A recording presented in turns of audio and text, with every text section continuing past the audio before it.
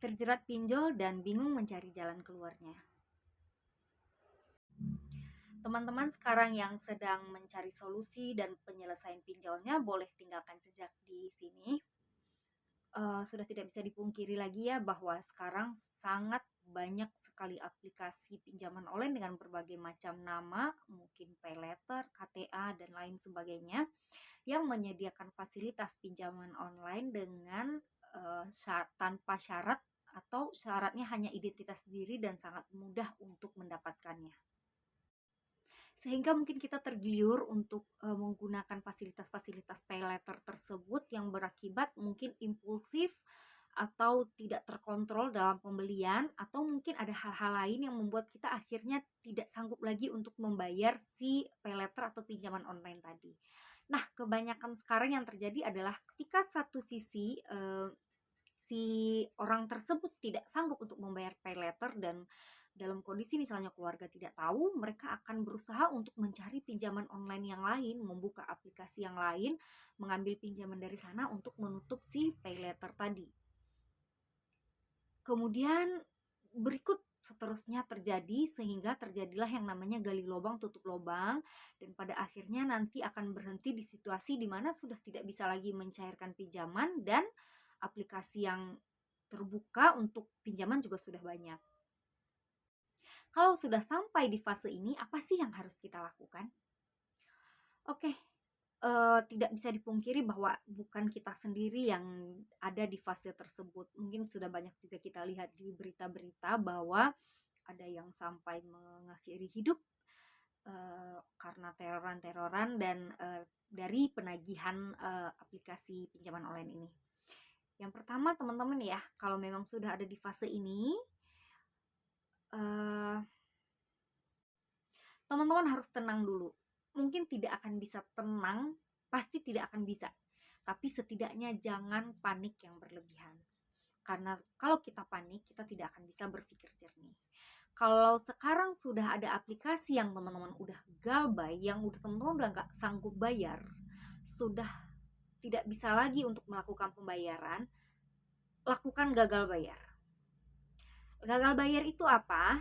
Gagal bayar itu adalah berhenti untuk melakukan pembayaran di aplikasi tersebut, apalagi pembayaran itu dari pinjaman di aplikasi lain, menggadaikan aset-aset, pinjam di bank atau kartu kredit. Stop semuanya. Jangan dulu dilakukan pembayaran.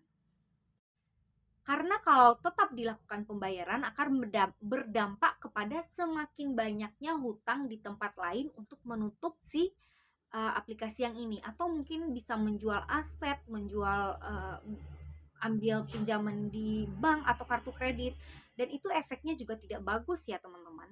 Jadi sebaiknya sekarang jangan panik, lakukan gagal bayar, beritahu keluarga bahwa ada pinjaman ini yang kita lakukan sekarang, gitu ya. Jangan lagi ambil pinjaman dulu, kemudian tenangin diri dulu. Tenangin diri dulu.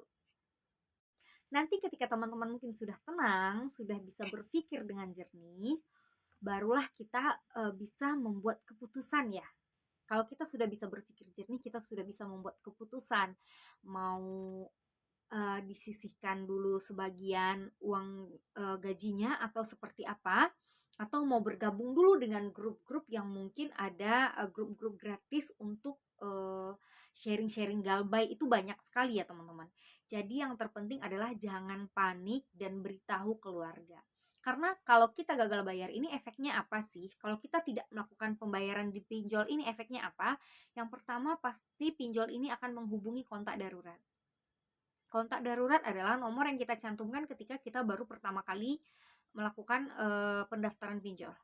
Kemudian kalau seandainya teman-teman mendaftar di beberapa aplikasi pinjol, itu mereka ada yang bahkan menghubungi kontak-kontak yang ada di HP.